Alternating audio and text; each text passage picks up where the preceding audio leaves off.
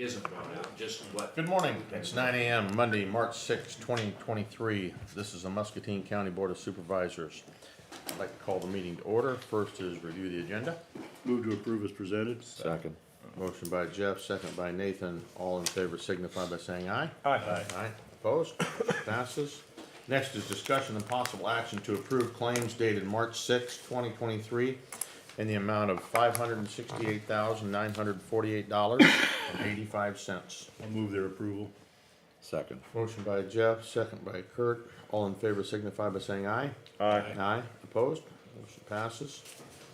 Next is discussion and possible action to approve Drainage District Number 13 stamped warrants payable dated March 6, 2023 in the amount of $39,995.25. Second. Motion by Nathan, second by Jeff. All in favor signify by saying aye. Aye. Aye. Opposed? And do you have a total? Yeah, the total right now is $500,109.13. That's what we've expended to date, according to what Tybee gave me this morning. Thank you. Thanks. Okay. Next is public hearing on status of funded activities, CDBG 2019 Disaster Recovery Buyout Program Project. We are in a public meeting. Good morning. So this status of funded activity hearing is just an opportunity for us to discuss in a public atmosphere, in a public hearing, where we're at with the CDBG program, this disaster recovery program. Rick Newcomb from Bi-State is here. He's actually the grant administrator. If you'll recall, we contracted with Bi-State to provide grant administration services for the CDB portion of the FEMA buyout project. I think in your packets, this is a document that Rick had prepared with just a summary of the project. It's a really small project, as you'll recall. We're dealing with two houses, one which has already been acquired and demolished. It was the Antrim house on Sweetland Road. We've received full compensation from FEMA for the purchase of that. We're waiting on the demolition dollars for that project because that was, we're waiting on the FEMA demolition dollars on that, not CDBG, because that was actually tied to the PA program with Keith's and Kurt's public damage stuff. The demolition was covered under the PA portion. But that project's been done. We own the property. It's been seeded, graded. So just a summary of the project. We've completed everything in 1995 Sweetland Road. The appraisal of 1702 Highway 22 Nichols has been completed. So that is the other property that we are moving towards acquisition and demolition of. That one is in a FEMA floodplain. So as far as summary of expenditures, all expenditures for the work completed at 1995 Sweetland Road have been reimbursed by the grant to the total amount of $30,909. That was the CDB portion of the Antrim property. That was what is normally local match dollars, the 15%. We've received that money from CDBG already. The amount of $5,250 to be reimbursed for the appraisal of 1702 Highway 22 Nichols has not yet been claimed. In total, $30,909 or 56% has been paid out of the grant total of $55,062. That's the CDBG portion, that $55,000. The remaining work includes property acquisition, closing, asbestos testing, and demolition at 1702 Highway 22 Nichols, Iowa. And then just some general description of changes made to the project, performance targets. We've had to extend the project a few times. The FEMA project, because the CDBG program, as Rick can attest, was very slow in coming out and rolling out. And we've had a lot of issues with their website and what they wanted uploaded and some communication. But we're now making a lot of headway on that. But there was a slight contract amendment to change one low to moderate income buyout to an urgent need buyout. It was an administrative change, didn't change the scope, total budget, or beneficiaries of the project. The schedule has been delayed, but is on track for project completion by the end of the grant award period, January 3rd, 2024. So that is a summary that we're required by law to give you in a status of funded activities hearing. And so if you have any questions on that, that's where we came from and where we have yet to go on this project. And So we're still moving forward on the Highway 22 project? yes. So, well, the next step, once FEMA and CDBG give formal approval of my purchase offer document, would be to make a purchase offer. But at the same time, we also want to make sure that they're happy with the language of our demolition RFP, because there's a lot of federal requirements in those type of RFPs. Because in a FEMA buyout project, we have a limited amount of time once they accept the offer, we need to get it acquired and get it demolished, and so we need to have a lot of things signed off on and approved before we make that purchase offer. So that's a lot of the details that Rick and I are working through with CDBG right now, is just approval of all our methods, our procurement, bidding and procurement procedures, all that, we want double okays from everybody before we get it, because as you're aware, we were made aware of things kind of after the fact, that we had to jump through some hoops to make not only FEMA happy, but HUD happy as well, since we've got two federal agencies that are funding from two different pots of money, and so there's a lot of red tape that goes with it. Okay. Is there anyone that would like to speak to this issue? Did I miss anything, Rick? No, you think? covered it all. Okay. We're good? No. We're good? No one from the public? Okay. I will make a motion to close the public hearing. Since no one's Second. Motion by Jeff, second by Nathan. This is a roll call vote. Jeff? Aye. Nathan? Aye. I vote aye. Danny? Aye. Kurt? Aye. Motion passes. We are closed and now back into open meeting. Next item is items with planning and zoning administrator Eric Furnace. First item is discussion and possible action authorizing the chair to sign amendment 1 to the memorandum of agreement with Bi-State Regional Commission for a grant administration service for the CDBG 2019 Disaster Recovery Buyout Project. All right, in your packets, you should have a brief memo from myself and one that Ricky provided to you, kind of summarizing what's needed. When we originally approached Bi-State to act as our grant administrator, which is what IEDA specifically requested counties do, is work with a local COG to be the grant administrator. Bi-State prepared a memorandum of agreement to provide these services, which you all, the previous chair signed in January of August of 21. We've been operating under that memorandum of agreement ever since. A couple weeks ago, we had our monitoring visit with IEDA, and as part of their review of our assurances and policies, they wanted to see the contract that we had with Bi-State. This was the first anything had been mentioned about a contract. So we told them we don't have a contract with Bi-State. We had a signed memorandum of agreement. They brought several assurance policy type requirements that need to be in any agreement with any contractor that we have. And but at the end of the meeting, they agreed that we could just modify or amend our original memo of agreement with Bi-State to include some of this legal language that they wanted to see. And it really doesn't change anything on our end as far as any of our obligations. You jump in here if I speak incorrectly, but it really just adds a lot of the same legal language to Bi-State's requirements that we just had to jump through with some of those policies and assurances for CDBG. So Bi-State has prepared an amendment that has IEDA compliant contractual language to the original memo of agreement from August of 2021. So it just puts more, really, it puts more on Bi-State obligations to follow the HUD requirements. It's just more red tape, so frankly. So looking at the memorandum on the termination clause, it contains a mutual agreed upon termination clause, but there's no other way out of it.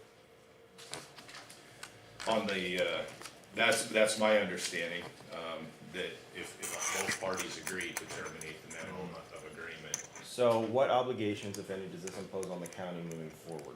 this doesn't impose any additional obligations on the county. So why would the agreement, I guess I'm just trying to understand why it would remain in effect after the project's done?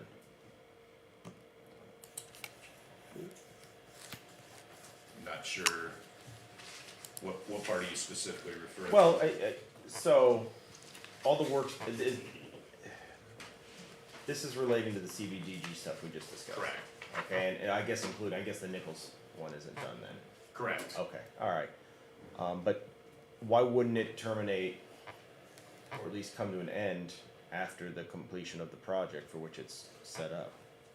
Well, essentially it would, because the original agreement was just to provide services for this specific Right. project and the scope that was laid out in the original. And I understand when you and I talked on the phone, it was, the idea was that this wouldn't have us on the hook or require us to abide by all these terms that are contained therein unless and until we accepted new CDG. Right, housing money, yes. I just want to make sure there's nothing residual that's hanging there that encumbers us in any way unless we take new grant money.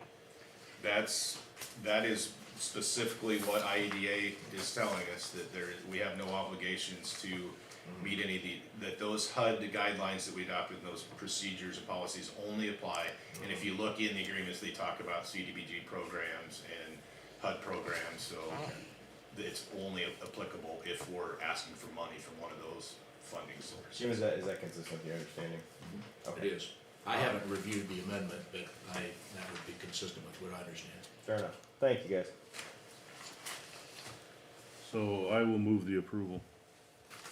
Okay, there's a motion by Jeff, Second. second by Danny. All in favor signify by saying aye. Aye. Aye, opposed? Next is update on Lower Cedar River Watershed Management Authority activities with Jen Fensel of East Central Iowa Council of Governments and Emery Davis of Heartland Co-op. So, Emery is here. When he got here, he told me Jen had called and said she was running a little bit late. So if it pleases the board to maybe go ahead and take care of some other agenda items. She should be here shortly. We'll go to the next item. Next item is discussion and possible action. Discussion and possible action to approve ordinance 03062301, repealing and replacing the provisions of Title II, Chapter 2, Private Sewage Disposal Systems of the Muscatine County Code of Ordinances on the third and final reading. I've had no other feedback. No feedback? Since I've been sick the last 2 meetings, I apologize. I wanted to drag you back up there. No. Just give me a real quick and dirty, if you would, on the reasoning for this, On the reasoning, or what's prompting this. it's just, there's been a lot of changing technologies in private sewage disposal system ordinances, and so it was time to update our private sewage disposal system ordinance. We took a look at the language of ours, what it has been for the last 20 years. We've essentially always mimicked Iowa Code 567, Chapter 69, which we're required to maintain an ordinance minimally consistent with Chapter 69. We've basically always had word for word as our local ordinance. The Board of Health recommended that we just adopt by reference Chapter 69 of the Iowa Code. So anytime the state updates it, which they do as new technologies come up, we don't have to go through the whole public hearing process of publication. We are still free anytime if we wanted to introduce and adopt local amendments, but we've never done that. We've always just been the state code on septics, and so that is the recommendation, and that's what we presented during our public hearing today. Good deal, thanks, appreciate it. So I'll move the approval. Second. Motion by Jeff, second by Nathan. This is a roll call vote. Jeff? Aye. Nathan? Aye. I vote aye. Danny? Aye. Kurt? Aye. Motion passes. And there was nothing other, correct? Eric, nothing other? All right, very good, thank you. Next is items with County Engineer Brian Horowski. Brian, how are you this morning? I'm doing great. How are you guys? Perfect. First is discussion and possible action to approve various utility permits. We have one utility permit today. It is from Muscatine Power and Water of Muscatine, Iowa. MP&W is requesting to install conduit with fiber optic cable along Geneva Hills Road from New Era Road south down to Highway 22. Okay. I'll move the approval. I got a motion by Jeff, Second.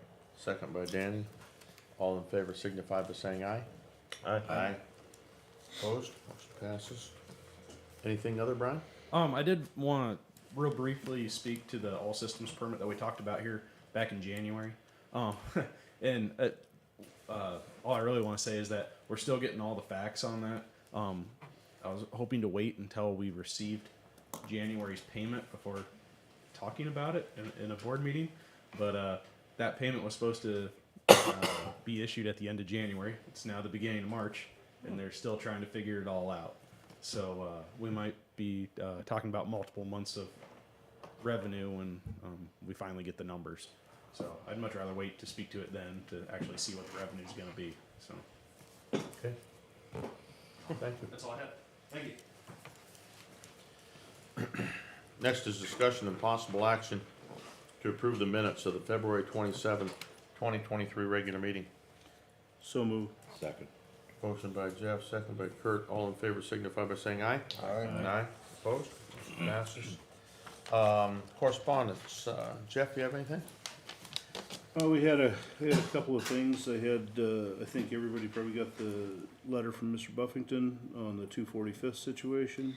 Also had a copy of some links to some information from Mr. Booster on the controlled intersections. And that was pretty much the extent of my correspondence this week. Okay. Nathan, you have anything? I had those that Jeff mentioned. I also had there's been a series of emails going back and forth with regard to District 7 Correctional. Just some bills that are in the hopper that may change the way things work. So we've talked about that a little bit. Nothing, concrete yet has happened. In terms of communications, I believe that is it.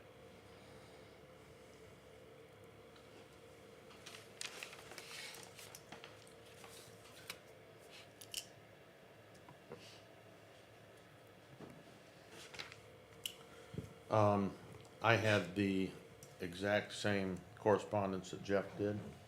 Danny?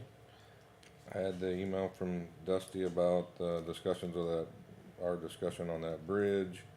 I had a call from John Wagner. He was a Washington County maintenance superintendent to discuss railroad bridges in his county. I had a call from Matthew about those uncontrolled intersections, and I shared an email from my son that works at Bear on the concerns with that Pettibone. Sounds like that's road has been dangerous for quite a few years, and there's some concerns from Bear, and I don't know if there's something we can do, maybe talk to the companies on that road about some safety policies, or maybe we can add some lighting, I don't know, but with the park down there, Deep Lakes, maybe it's something we should look into. Did you get copied on that, Brian? Yeah, you did. Do you know, has anything been done in the last couple decades on that road to improve safety, or is it just traffic has grown? I think traffic's grown. I mean, it's a fairly commercial stretch of road. I'm not gonna lie, all the roads down there have quite a bit of commercial traffic. Sure. Pettibone, Stewart, Wiggins, they're all fairly busy. A lot of truck traffic. On Pettibone, it got paved back in 2016. I think over the years, some of the rail crossings have been eliminated. There were even more down there at one point in time.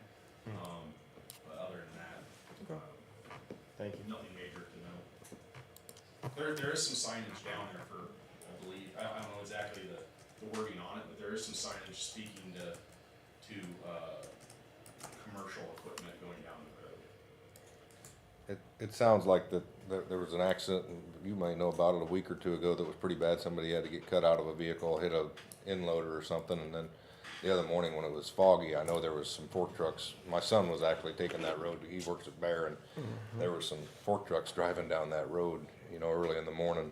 So I don't know if it's worthy of talking to those companies and saying, hey, maybe you should be a little more cautious with the situation with the increased traffic, maybe with that park in the summer, things like that. Yeah, I did bring up the crash data for like the last 10 years. There wasn't much, there was actually nothing as far as the railroad goes. I do know that train goes through there very, very slow when it does go through. I think think they try and hit kind of times of the day when they anticipate the traffic levels to be low. Okay. Okay. Kurt, you have anything? Yes, I received the same correspondence from Mr. Boozer, Mr. Buffington, and I also had a call on road conditions, since spring has woken up. So, got a call on that this week. Assured him that the county was working on them, and actually they were the same day. Okay. Committee reports. Jeff, you have anything? Yeah, on the Monday, the 27th, we had the Eastern Iowa Mental Health Region meeting. We'll note, as you may have been recall, in 2020 and years after, we've been running at about 30 to 40% of our budgeted spend in that. People just hadn't been reaching out for services and stuff. I will note that we are seeing a pretty dramatic uptick in activity now. So maybe that's a good sign that some of the issues we've been having, people will reach out for help. We're running more in the 70% of budget range right now, so that's a little bit better. Then on the 28th, I had the conference board, and then also on the 28th, Kurt and I met with the Farm Bureau leadership here, local leadership, and just did a review of budget and legislative issues and miscellaneous things. That's it. Nathan, you have anything? So, yeah, a couple of things, and I'll go back a little further again since I've been gone. On February 23rd, the American Legion meeting that we had been talking about was scheduled. Unfortunately, they didn't have a quorum, as I understand it, so they didn't get to decide anything. And I was actually unable to make it because I had a sick kid. Let's see, I also had we've had several attempts to have meetings with the Muscatine Community Health Association. The organization has kind of not met for the last couple of months due to basically some personal challenges, some issues, difficulties I should say, nothing with the people involved, but things that have happened in their lives. And so we're trying to kind of get that back on track. Let's see. Had the Wilton Development Corp meeting on Wednesday the 15th. On Tuesday the 14th, we had the housing task groups meet in the housing council for Muscatine. And I believe that's what I've got to report. Okay, thank you. I had, on Tuesday the 28th, we had the conference board, and on Thursday the 2nd, I attended the compensation board. Dan? On the 28th, I had the conference board. March 2nd, Iowa Workforce Development. We went over a infrastructure funding agreement that they may enter into, and March 2nd, compensation board. Okay, Kurt? The 28th, I had the conference board, the Farm Bureau meeting with Jeff, and then on Thursday the 2nd, the compensation board. Very good, thank you. Next is items with the administration office. First is discussion and possible action to accept a quote for fire alarm replacement and monitoring, testing and inspection services at the sheriff's office and maintenance building. In your packet, I included two proposals that we had, one from Permar and the other one from Certisite. Quinn has had an opportunity to review them, as has Oscar. Our recommendation is that we go with Permar, who's clearly the lower bid. Okay. Yeah, that was my question. I mean, it was like 1/3 the price or 1/4 of the price, and so if I understand this right, so this would replace all the fire monitoring systems and the hardware in the maintenance, in the general services building over there, and as well as in the sheriff's quarters. And those are the only two that we currently have outside still on that old contract. The jail and stuff, they're moving to Certisite, correct? That's where we're moving there? Okay. So that was my question, yeah, okay. And everything was apples to apples. As far as I can tell, the system at the patrol office is just detection and monitoring. There's no suppression system out there. So yeah, it's Do we have a suppression system in the maintenance facility? That's just monitoring as well, I isn't it? think so. Yeah. So I would, make a motion to approve the bid from the Permar Corporation for replacement and monitoring services. I'll second that. I got a motion from Jeff, a second from Nathan to accept. All in favor signify by saying aye. Aye. Opposed? Motion passes. Next is discussion and possible decision regarding Muscatine County serving as the local grant recipient for Iowa Workforce Development Funding. I don't even know where to start on this. So Jim has went through the draft. We got the final contract now. I personally, I think I have concerns with entering in it, but with what I've learned from Jim and his concerns, and Nancy with her concerns on the extra load it might create for her office. The local groups have got 7 or 8 other issues that they had after the final draft came out that hasn't been responded on by the state yet. The local workforce board? Yes. CEO. So, I guess I need guidance from you guys on how you wanna move forward. If we want to just remove ourselves from a candidate for that spot, which I think may make the most sense with the information I have. It sounds like it's unlikely the state will negotiate on the terms of that contract, to maybe get it to a level that we may be more acceptance of. And it's just really, really complicated, and I guess I'm gonna recommend that we probably should withdraw from that at this time. Who would perform this work if we did it? I mean, that's a good question. Well, I think that's the problem I see with the whole, I hear them saying that, well, you get these administrative dollars that the county would get in for this payment for these services, but the challenge I see is we couldn't say we're gonna hire one staff person to do this because it's a little bit of an attorney's time, it's a little bit of a human resources time, it's a little bit of this, so it's spread amongst numbers of our departments. That we would really have a challenge as to how we would manage that and add that additional load to our staff. It's not like I would be more inclined to think it'd be okay to do if we could say, okay, it's isolated to one position, we could add that position and it would pay for it. But I don't think we need to add more work to the attorney's office. That's not really what they do. So, Yeah, it sounds like some of this stuff could be subcontracted out, but there's some confusion around that and how it would play out. The risk, I don't know if it's a risk, but if we don't accept that, it goes to Clinton or the other 7 counties to decide if they will. And at the end, if all of those decide not to also, it could mean that our area for southeast Iowa could possibly go back to the state if nobody picks that up, if I'm understanding it correctly. Which I don't think is the end of the world if that happens. I think the state probably just needs to take it, Because quite frankly. it seems like the state's complicating the process. They've already had 3 areas, 33%, 33 counties have withdrawn already. I don't know if that's their goal, to get everybody to do that so they have control of it. How many layers of bureaucracy do we need on this? What's that? Well, I'm just saying, if you've got states doing part of it and you got districts, you just got multiple layers of officials that, it just seems wasteful to me. So I think, I think we would pass on this is kind of where I'm at. I think that's what your recommendation is, Danny. Yes, with the information I have today and the complication around it, I think I would make a motion to.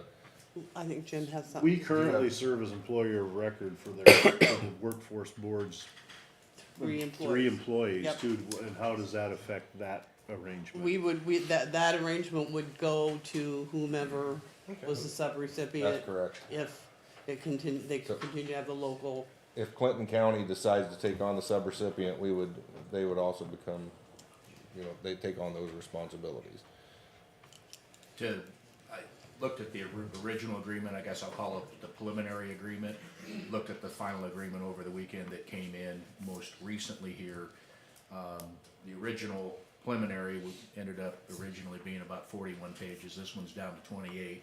They reshuffled things, eliminated some of the attachments, but basically it's the same agreement that it previously was, with the exception, in my mind, of one thing. Previously, they had both the county and the local workforce development board being signatories. Now, it's just the county or the grantee. And so we would be taking responsibility in terms of indemnification, not waiving sovereign immunity as it applies, but we would be responsible to the state for whatever happened with regard to the administration of those funds, including what the local workforce development board may or may not have done, which to me expands the exposure even a bit farther than it was previously.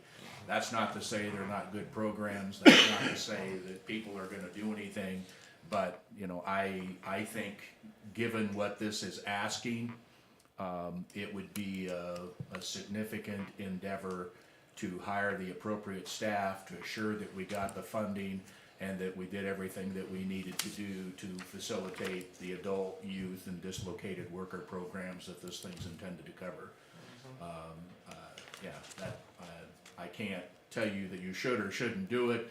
I would just say there's, in my mind, more exposure now than there was originally, and from an indemnification standpoint. That's my biggest concern is, you know, they're pushing it off as this is some kind of a paper shuffle, but there's a lot of, additional exposure we bring to the local county taxpayer that there's no funding for, there's no backstop for, and I don't know why we would do that. It just doesn't make sense. I think the state needs to take it. I think with everything we've learned, I'd make a motion not to accept becoming subrecipient. I'll second that. Okay. Got a motion by Dan, second by Nathan.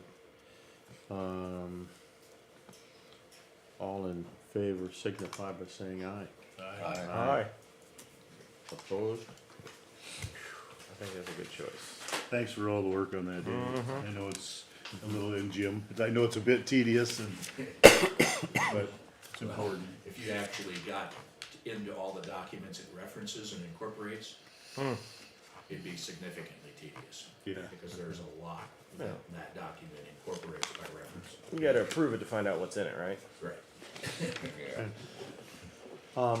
I think we'll take a step back. I believe Jen has arrived, and so I think we're gonna go back and, go to the update on the Lower Cedar River Watershed Management Authority activities with Jen Fensel of East Central Iowa Council of Governments and Emery Davis of Heartland COA. Well, good morning. We actually have dated these. Swag. And these are Get a like keychain or something. these are examples of what I hand out to farmers for information. So actually, I do have the presentation, but it's on that like flash drive. Which Is may- this the one you want? This PowerPoint? Yes. Okay. Yes. Well, thank you, Eric. I appreciate that. I am so sorry that I am late this morning. In my mind, I was leaving with enough time, but didn't turn out to be the Well case. done there. Okay, perfect, thank you. Yes, thank you. My name is Jennifer Fentel, and I am Environmental Services Director with East Central Iowa Council of Governments. And I realize that your Council of Governments is obviously not in our region. However, I've been assisting watershed management authorities since about 2012, and the Lower Cedar is one that I have been involved with. Okay, I'm gonna try and see if I can figure this out. All right, perfect, except too far. Everybody's gotta have a logo. Yeah, we do indeed have a logo. Actually, a business here in Muscatine created that logo. Oh, there you go. Yeah. So the Lower Cedar Watershed, just to give everyone a little perspective, it is the bottom portion of the watershed, of the Cedar River watershed, which starts all the way up in Austin, Minnesota. This particular watershed boundary lays over 7 counties, and there are, I think, Oh shoot, I should have counted up the cities. There's 39 eligible members for the WMA, but I gotta, so yeah, there's in the high 20-ish cities. There are 33 of the smaller sub-watersheds, and actually the city of Muscatine, is there a little pointer deal on this? Yep, there you go. Perfect. Ooh. You guys are just right outside the boundary right there. Okay. So a little bit of background on the formation of the Watershed Management Authority, and again, if you're not familiar with those, the state authorized the formation of watershed management authorities as a result of or in response to the 2008 flooding. It allowed for communities, cities, counties, and soil and water conservation districts to come together in a partnership and try to address flooding on a watershed scale. I mean, the impetus was flooding, but a lot of the same projects that you would do to mitigate flooding also has water quality benefits, and so it's kind of a dual purpose. And as I said, there are 39 eligible members. That includes cities, counties, soil and water conservation districts, and of those eligible, 30 are members, which is a really high percentage for WMAs across the state. They are governed by a board of directors, and they got a planning grant and completed that grant here last summer. So they do have a watershed management plan. And the idea behind that plan is to outline the issues facing the watershed, bring together those partners, and really try to get funding for projects that are outlined in the plan.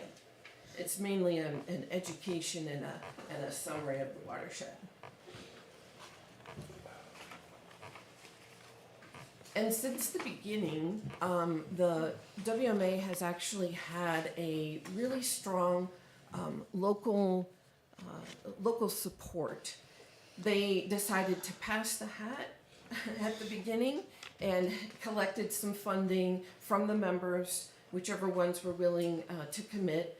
These numbers are a contribution formula that they agreed to, just trying to give the cities that have, the counties that have more stake or more area in the watershed, the communities likewise, the size of the community, and their sort of impact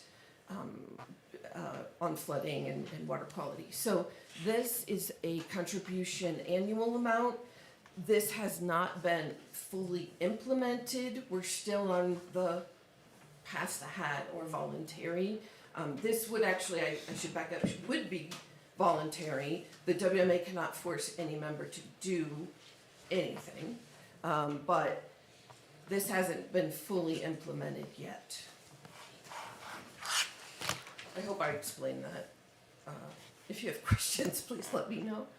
The next steps, and then I'm going to turn it over to Emery, are really to get out, let people know that we do have this watershed plan, and to we do have some financial contribution from both Cedar County and Muscatine County, which we very much appreciate, through the American Rescue Plan funds. And those funds are funding my administrative support and also the contract with Heartland Co-op to do technical advisory, technical assistance to landowners. We want to get the outreach and engagement going, which Emery has already been doing, and really just build momentum for what's to come. And I'm wondering, so I'll let Emery go. Any questions for Jennifer? Yeah, right. He doesn't want the questions that I did. So Jennifer, is your intention with the future funding initiatives in this is to kind of reach out to some like Louisa County? I don't know that they've participated at all. So your intention will be to go to their board, kind of introduce the concept and where you're at. Yep, in fact, we did visit with them. Oh, okay. Yeah, and they're very interested, Yeah, good. so. Well, they've certainly had their share of issues down Louisa as well. Exactly, Yeah, so. exactly. Any other clarification? Yep, and I'm gonna stay, so you can ask those later. Yeah, good morning, I'm Emery Davis, I'm the conservation agronomist for Heartland Co-op. So we're working with the Lower Cedar watershed, as somewhat of a private contractor coming in to perform the watershed services. So one thing that in the past, watersheds have hired their own watershed coordinator to do all the admin and outreach.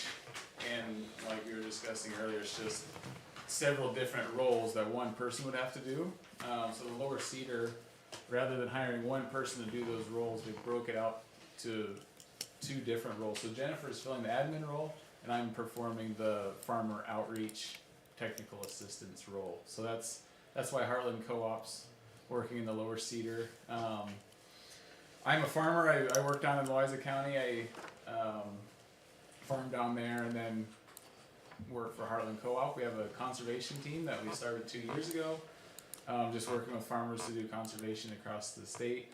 Heartland Co-op's footprint is west of here, so there aren't any locations over here, and it makes it a nice separation, I guess, as far as the Lower Cedar goes. There's, we don't sell product, no chemical or fertilizer. All I do is provide conservation assistance with farmers.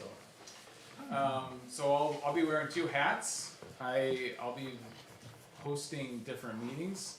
We had one meeting back on February 1st just to meet farmers in the area and to explain some new opportunities that's available in the Lower Cedar watershed. So I'll be setting up these get-togethers. I'll help explain funding for farmers. I'll also just be a technical advisor when it comes to conservation. I don't make fertilizer or chemical seed. I don't provide any advice regarding that, but anything conservation related I can help farmers with. Let's see here. This is our team. So this is over in central Iowa. That's the rest of our team. Over there, they did buy a Hagie that applies cover crop seed. So one thing that Heartland's really involved with is cover crops. Another partnership we have is with Practical Farmers of Iowa. You see, the folder we handed out, this information was in the Practical Farmers of Iowa folders. We like working with them on this cover crop cost share program. So one service that I bring to farmers is explaining how and why to use cover crops. There's several soil health reasons and water quality reasons, but there's also funding available to implement these practices. So we partner with Practical Farmers through this cost share program, and I really like it because you can stack it along with the federal and state programs. So you can do 2 programs at once. Another priority that we have in the Lower Cedar watershed are edge of field practices, namely bioreactors and saturated buffers. And these are practices that help remove nitrate from tile water leaving crop fields. So this is a little drawing. You can see that tile line leaving the field. So that'd be kind of the normal circumstance. In the saturated buffer and the bioreactor, they would put in this water control structure that diverts the water into the practice. So in this practice, it's being diverted into this big trench filled with wood chips. So that'd be about 20 to 25 feet wide by 100 feet long. The water goes into that trench. As it soaks through that trench, the microbes take the nitrate out of the water. And then by the time it leaves at the bottom, 95% of the nitrate would have been removed. So these are very effective water treatment practices. So almost all the nitrate's removed that goes through the practice. In the event of high water flow or spring thaw or rain, these water control boxes do have an overflow. So if there's more water than the practice can handle, it'll overflow and go out the regular outlet like normal. So it's not going to pressurize the tile lines out in the field or make the entire field wet. It'll still operate like normal. So The idea is that, these are just gonna be on the edge of the field and remove nitrate, and you don't really have to think about them. So that's a bioreactor. This is a saturated buffer. Same sort of idea. The tile will be leaving the field like normal. In a saturated buffer, they install a water control structure, and that diverts the water into a parallel tile line that runs parallel to the stream. So rather than going into a wood chip bioreactor, it just goes into a regular tile line that you run parallel to the stream.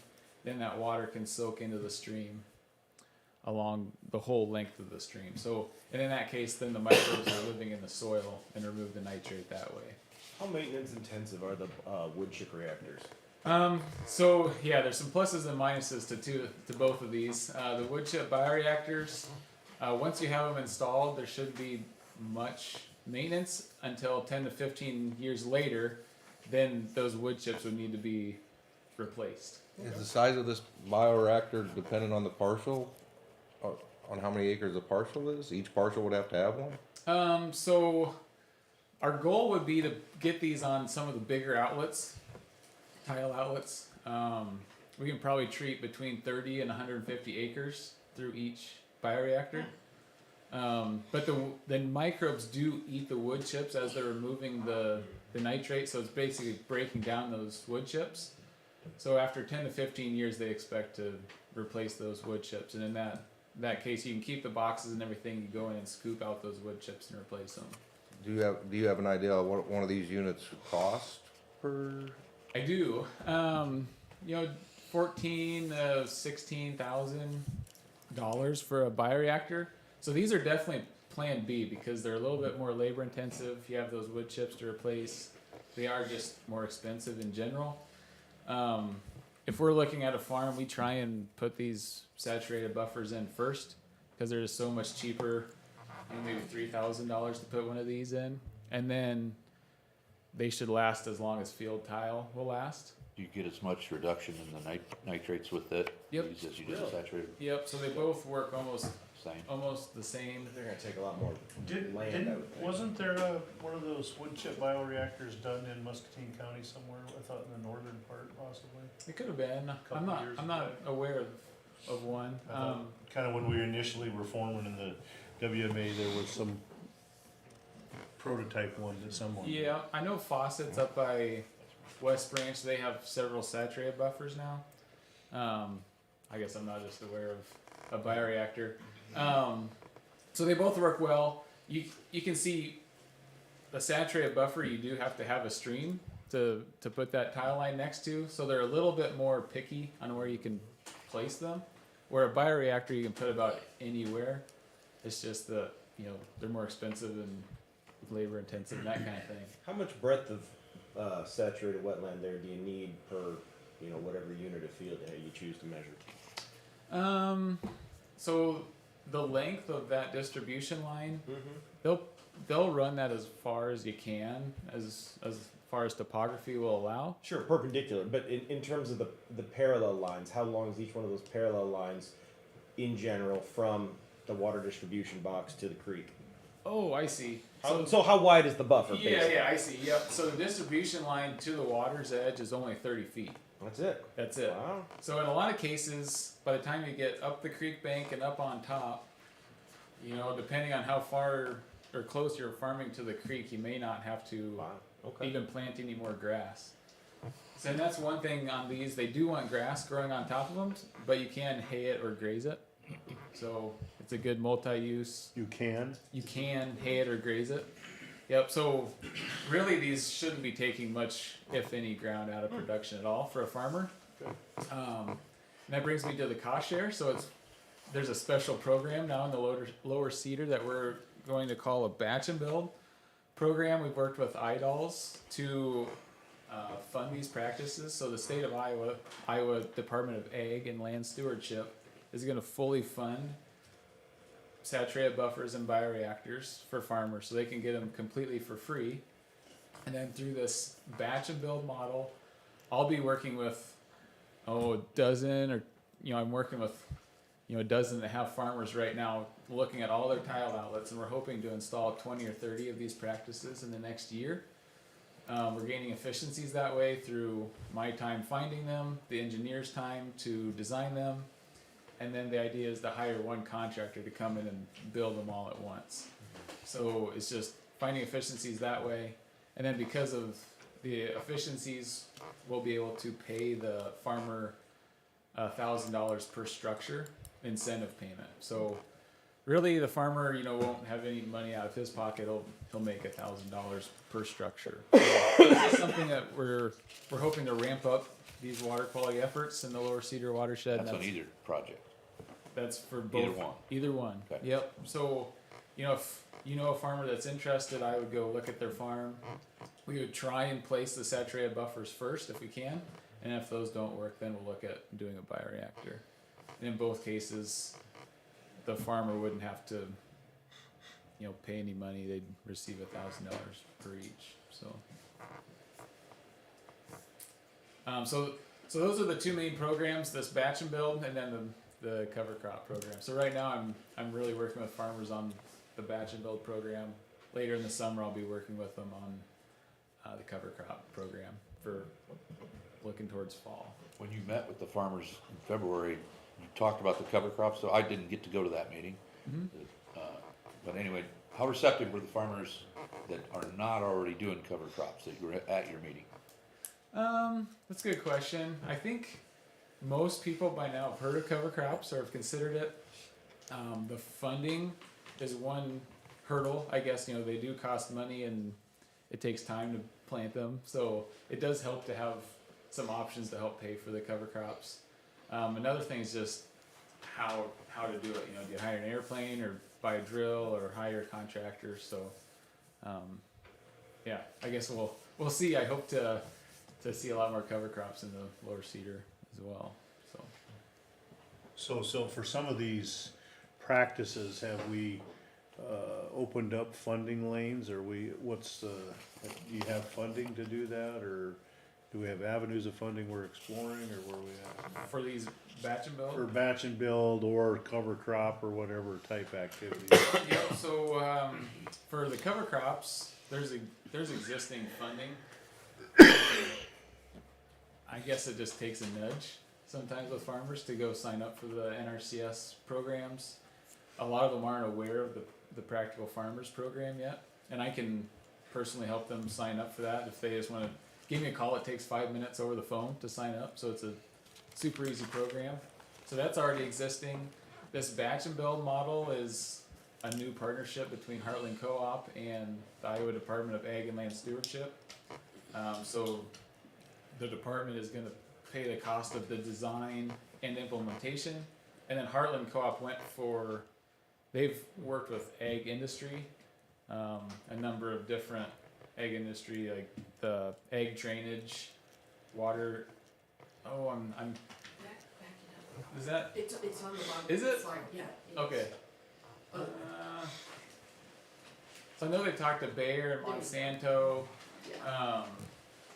and Those are the- they've chipped in, I guess, for that $1,000 incentive. So that's new money that Heartland's located for that. Something that might be appealing to growers for that cover crop is if you guys can figure out a way to plant it for them.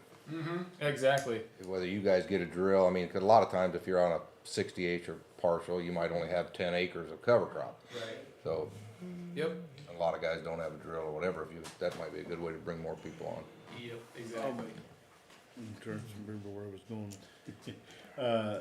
So we had some watersheds in Muscatine County that were kind of in the priority, as I recall at the presentation. And so are these practices that are appropriate for those? Cause I think we had some different issues. Was it, The flyer in your folder about the plan, I actually am seeing it there, right? You have it right on top. There you go, that one. Yep, if you look on the back of that, you'll see the priority watersheds, that the plan actually identified. okay, And it was kind of a, I don't know if you remember some of the meetings, but it was kind of a complicated matrix to come up with a prioritization for those. Flooding was an issue, also habitat and water quality. But yes, these type of practices, whether it's cover crop, really anything to slow water down, keep it where it falls, hold it back, is going to benefit, both flood mitigation and water quality. So, any of these practices would be appropriate. And again, I just want to also point out and remind you and thank you, the American Rescue Plan dollars from Muscatine County and Cedar County are supporting the work that Emory is doing and is going to continue to do for the next two and a half, three. We're into it, but 3 years total, as well as, and I really think it's important that, these programs exist, but without a person who's knowledgeable and can spend the time to really go out and let everyone know about that and provide that assistance. I think that's a really important piece that our existing conservation programs just don't have, which is why I think this is so important, and we appreciate it.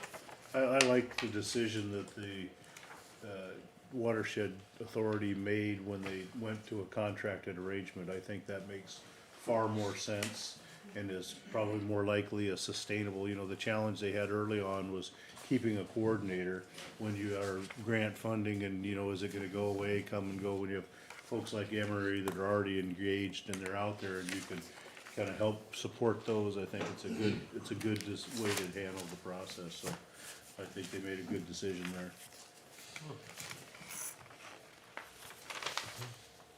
Thanks, guys. Thank you. Okay. For your time. Thank you very much.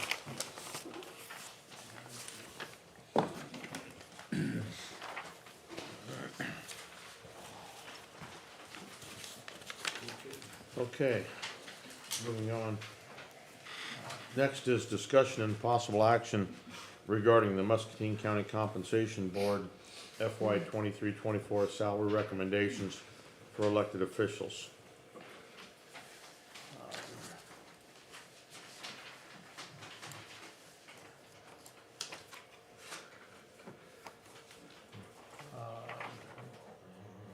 Do I have any, Nancy, would you like to speak on that? I don't have these numbers in front of me. You didn't have the memo in your packet? There you go, right there. Okay. I got this one right here, thank you. So the compensation board met, last Thursday, March 2nd, to develop their recommendations for elected officials.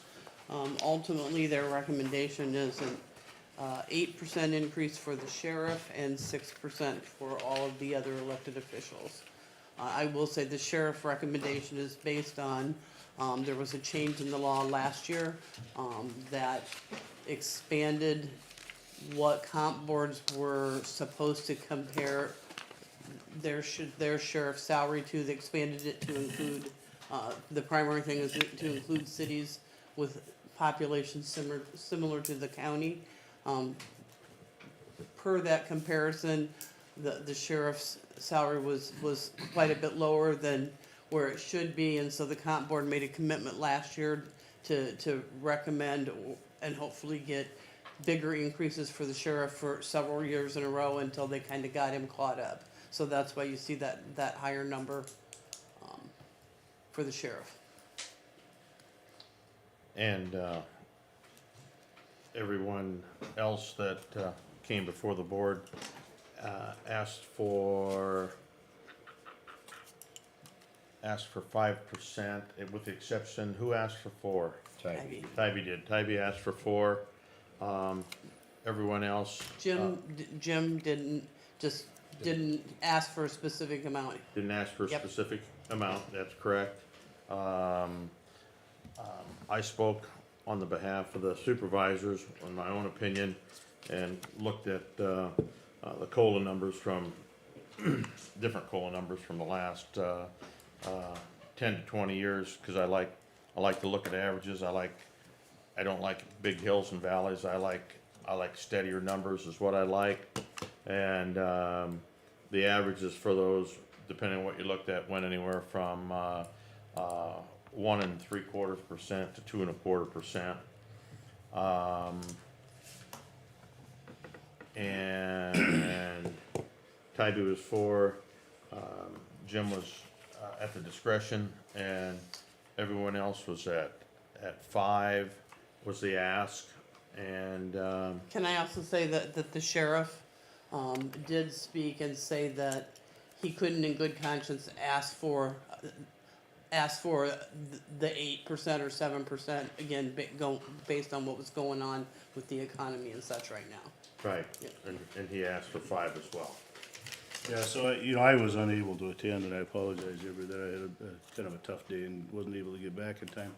But, so again, my understanding was that we had some reasonable requests, and then they decided to make the challenge again to this board, saying that they're gonna change what we do anyway, so I'm gonna ask for more than I really expect, and I find that whole thought process troubling and disappointing. So, my initial reaction is I would like to reduce it 100%. Cause we have to do it equally. That's what I'd challenge, if they wanna challenge me to that thought process. But that's not reasonable, I'm treating employees badly. So my recommendation would we reduce it 37.5%, their recommendation. I'd put the sheriff around 5, everybody else unfortunately down to 3.5 to 4%, Which is in line with our other employees. That seems fair. Are you making a motion? I would make that motion Are you including the supervisors in that, just to be clear? Yes. Okay, across the board. okay. I would take a friendly motion if you want to reduce the supervisors 50%, I'm okay with that. I personally think, and I don't think any of us are in this for money, but the supervisors are at 88 ranking in the county, so I think 3.5% is a fair number we're gonna continue to fall and be in the top last 5% of the state on that, so I think that I would second your motion. 37.5. Yep, I think that takes us, is my math right, Nancy? Tell me the numbers again. So, That would roughly put the sheriff at 5%. It would roughly put everybody else Yep. at, where would it put them, It would put 3.7? everybody else at 3.7? 3.75. sheriff would be exactly 5, and yeah. And I think that's a fair raise, 3.75, probably yeah. like to do more, but for some of the other positions, but we're kind of bound by the rules. I will say that there is significant conversation this year on compensation boards at the state level, to try to put a little bit more accountability in their decisions. If that goes through legislation, the new structure of that board, the supervisors will also, in that bill, will also be required to accept what that new board requests. Right.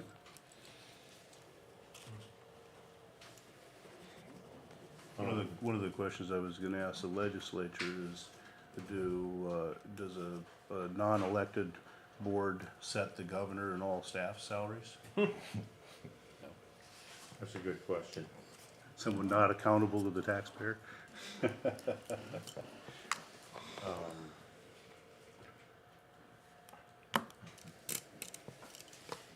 You seconded, Dan? I second. Well, I've got a motion by Jeff and a second by Danny. That supervisor's number is higher than I personally like, as I look at the history, but, I've got a motion and a second. All in favor signify by saying aye. Aye. Aye. Opposed? Motion passes.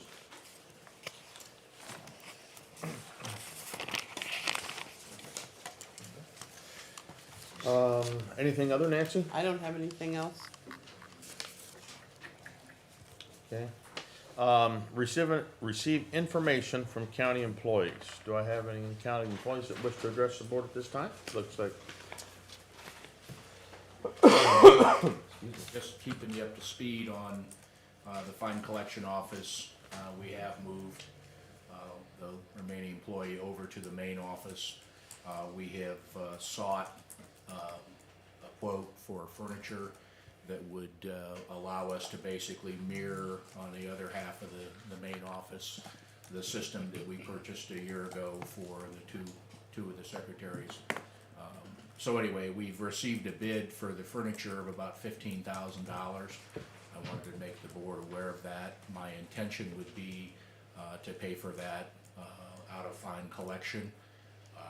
I don't quite have 15,000 in there, but over the next couple of months, by the time we get it installed, I ought to be extremely close to being able to do that, so that it's not an expenditure necessarily that the board has to worry about beyond the fine collection revenue the county attorney's office receives.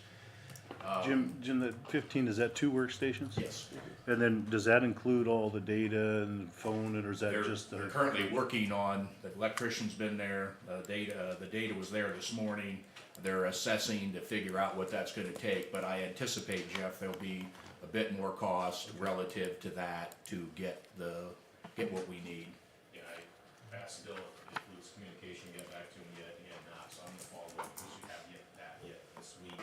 The electrical is gonna be minimal, Nelson came over like that, and he said, ballpark not to exceed $600, and expect it to be less than that actually. So And it's gonna be- Nancy, Kayla, the fine collection dollars that the county attorney turned over to the board, where do those reside? They were put into the general fund. Put into the general fund? Okay. I just maintain a smaller account with the thought that if there's things that come up, I use it occasionally for DNA testing or some special things that folks don't really have budgeted is what I've done. And I would continue to do that, and if that number got above 25,000 then, or 15,000, I would typically just, as long as I hear back to the And you don't county. think expanding these, funds on this one time would jeopardize your use for the other? No. Okay. And then the plan is still then to, and I needed to share this with you, the one employee we have left was the assistant. The fine collection coordinator is what we didn't hire. We're gonna blend that job into one, so that the assistant will now sort of become the coordinator and the assistant. Nancy's gonna work on a revised job description, then I would come back to you relative to that employee's pay, because obviously we're paying the assistant substantially less than we were paying the fine collection coordinator, and we'll have to come to an agreement, an arrangement on what that salary looks like. And then instead of hiring a coordinator, we would look at getting another legal secretary, so that we could share whatever excess workload there was in fine collection and with the rest of the office, which I think would be more cost effective and more efficient. So that's kind of the long-term plan here as we work into the next few weeks. Good. Okay. Brian? Yeah, I just want to speak briefly here. All the Cedar watershed reminded me I did want to speak to the river. So over the weekend and currently, I think we're up to a minor flood stage for the Cedar River. So just checking on some of our, our frequent flyers for roads, like 152nd, Salisbury, 245th. It looks like, unless the forecasts are way off, the only one that's underwater or is 245th. So that one does currently have water over it. So I think the other ones are hopefully going to escape. So just want to bring that up. Very good, thank you. Thank you. Do I have any other county employees that wish to address the board? Just to remind the board, we do have our regular meeting for the Lower Cedar WMA tomorrow night at 6:30. It's in the same building where we had that open house. I know Danny was there, Kurt, Jeff, I think were all there. If anybody wants to attend our meeting at 6:30 tomorrow night, at the old town hall in West Branch, not City Hall, but it's where we had the public open house. So if you want to learn some more, tomorrow. Okay, thank you. Anyone else? From the county? We're gonna get you in just a second. Seeing no one else come forward, next is receive comments from the public. Do I have someone from the public that wish to address the board? If so, go to the podium, state your name, address, please. So my name is James Bouger. I think I've talked to all of you up there. I wanted to talk about uncontrolled intersections a little bit. I sent you that information. I did look in the map. I counted 142 of them for Muscatine County, of which 29 of them were four-ways and 113 were three-way intersections. And like I said, I think I've talked to all of you on the phone. I just don't know why we don't get rid of them, and what I could further do to help get rid of them. even on my drive in here, just on Cedar Street, there was a number of streets that just, you know, have four-way stop signs on them. I think it makes them safer. Yeah, that's where I'm kinda at with it, and, asking you what I could do more to help get it done.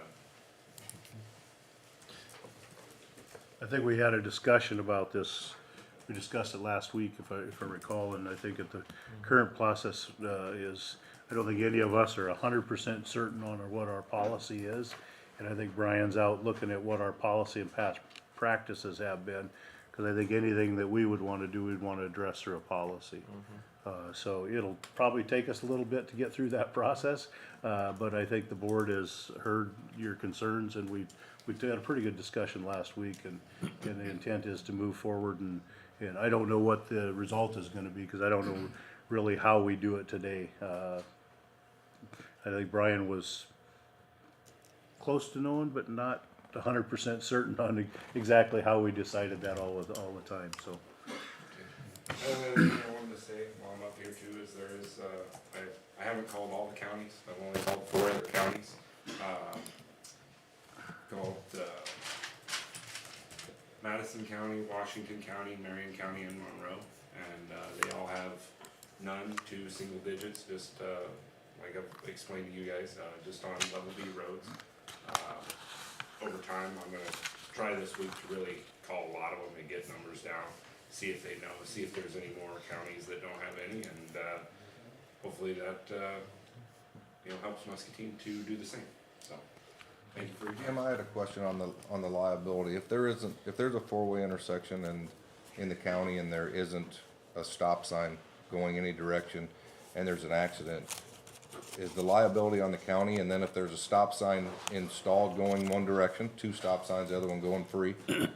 No, they're actually, an uncontrolled intersection already has a law governing who has the right of way. And I call it the right-hand rule. So if 2 vehicles approach an uncontrolled intersection, your obligation is to yield to the vehicle on your right. That's been the law forever, and there are occasionally tickets written based on that. And so the motor vehicle law doesn't make it legal to traverse an uncontrolled intersection without consideration for other traffic. You know, what the board decides to do reference to these intersections and accident investigation, or what Brian's recommendation might be is another issue, but legally, there is a law in place to control traffic at those intersections. Just as much sting as a stop sign. Doesn't mean you don't put stop signs up, but I mean, it's still a violation of the law, and people do get cited with it. Okay. Just like they do if they violate a stop sign or a yield sign or any of those types of devices. Thank you. Okay, thank you. Do I have anyone else from the public that wishes to address the board at this time? Seeing no one come forward. Next is discussion and direction on the FY 23-24 budget to complete preparation for publication. So the valuations were completed, you guys have a couple sheets there in front of you. Originally, they had come out at 12%, when I re-estimated, it was around 8%. As you can see, it came in at 9%. So it was pretty close to what we were estimating and what we planned on. So we just kept the total levy rate where you guys requested, which was 9.37. Those are the first 2 sheets there that, the second one. And I see you added a little, for those of us that are math impaired, you added that sheet down there. They gave us our year over year and, what they did to the total tax, dollars. I appreciate that. 2.8% increase. It looks like 9.37. I was mentioning this to Scott before, from the last several years, is a pretty decent number. Yeah. It's the lowest levy we've had since what? 08? Yeah. 07.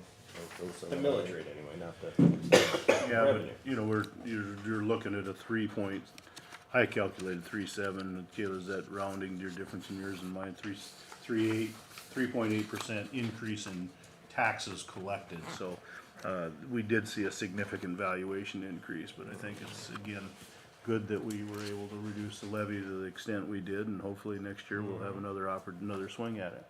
Well, and that amounts right in line with what we're giving employees. Right. It's the same. So I think it's good to publish. I think so. Well, a couple of other Yeah, I read issues, those. you want to talk about the debt? Yeah, so, you've got a couple other sheets there and talk about the debt issuance when I looked into the codes a little bit more and also talked to our bond attorney. In order to levy debt for a building project, we cannot, without having a special election, you cannot go over the cost of the project of $750,000. So that puts us at, the courthouse roof, that's about $2.2 million.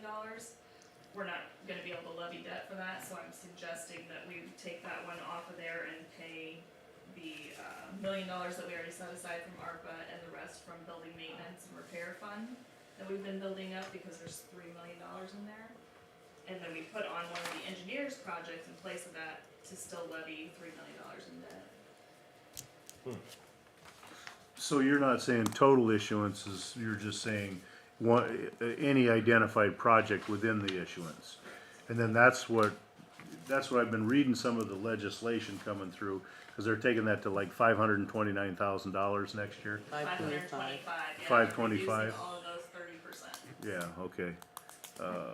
Which, again, I don't understand the thinking, but whatever, I'm not in the legislature. Okay. All right, I was wondering where you were going with that, but that seems like a wise decision. Do we need to make a motion to make No. that change? No. I think that's a good plan. And so the other question I have for budget related, would be, what is included in the budget, for salaries for all except the unions that are set is about 4.5. That's what's in the budget. That's not what you've approved to pay. That's what's in the budget. Do you want me to reduce those numbers? How much was it per percentage point again? 45,000 was a guess estimate. Ballpark, yeah. 45,000 per half percent. Per half percent. So yeah, so 90,000 per percent.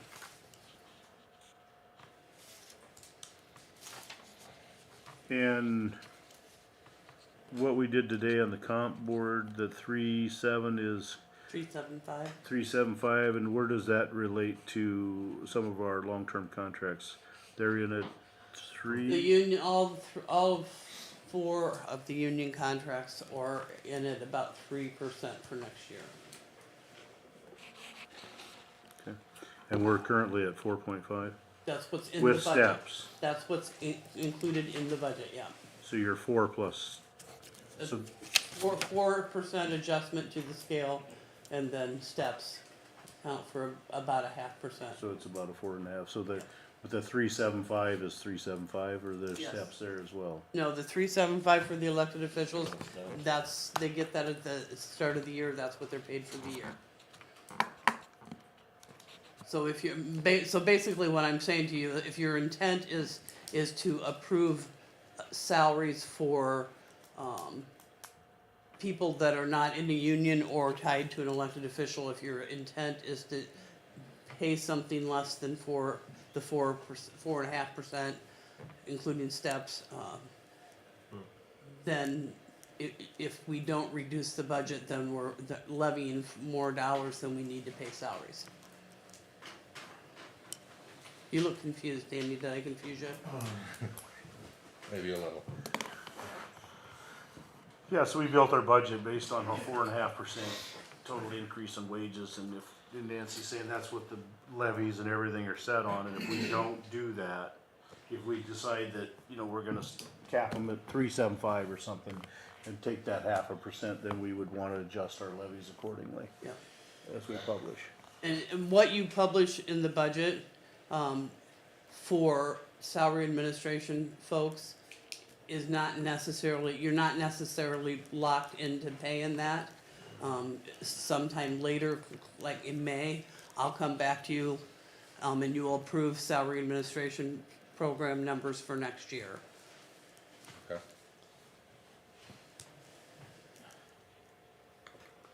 I'm just rolling this, well, I'm just rolling this in my head, I don't know if we wanted to look at a 3.9 or a 4, something like that. Well, I think I'm just that, rolling these numbers in my head.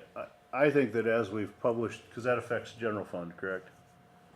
General fund So and, as I look, we have been, the last couple of years, we've been, pulling down some, other areas where we had some, maybe where we outperformed budget in certain areas and we've spent into fund balance.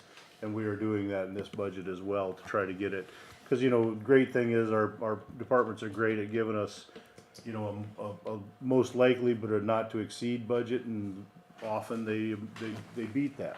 And then it's up to us to kind of wrestle with how much of that do you put in the bank and how much do you return to the taxpayer. And, we're doing that again, we did it last year, we're doing that again this year. I'm kind of leaning to where I think I would prefer to publish the budget where it is, and we'll have this discussion on what exactly we do with salary administration at the time we implement. Because I think we also talked about doing a salary survey at some point, so we may want some flexibility with budget dollars to address some of where we think we may have departments where we have issues with pay, and we may wanna be able to address that, so that's kinda where I'd be on it. It's just a matter of how much buffer you want to err on the side of caution and have a little bit of buffer. Yeah, 45 grand is, in the grand scheme of things, not huge. Not huge, right? I'm fine with leaving it where it is. I don't have a problem, I just had a thought, that's all. everybody I'm okay with that? Alright, so then what will happen now is Kayla will finish up all that stuff, and so next week she'll come back to you, with a budget for publication, for you guys to approve a budget for publication, and then we'll start setting public hearings. We have to have 2 public hearings, one for the maximum levies and the other one on the actual budget, good. okay? Okay. All right. If there's nothing else to come before the board, it is 10:22, and we are adjourned. Thank you, everyone.